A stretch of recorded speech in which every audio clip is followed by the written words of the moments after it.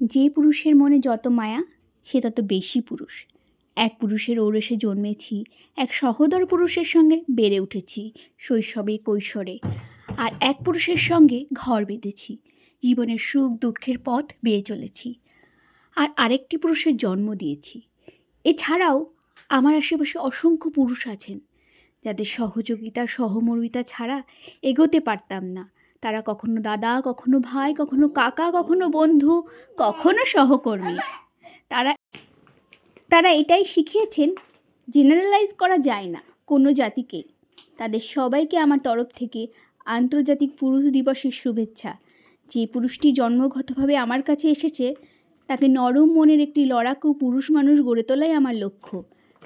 কারণ পৌরুষ বোঝা যায় তার মমত্ববোধ দিয়ে, মায়াবী মন দিয়ে।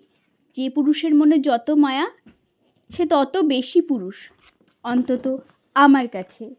কলমে দেবারতী মুখোপাধ্যায়।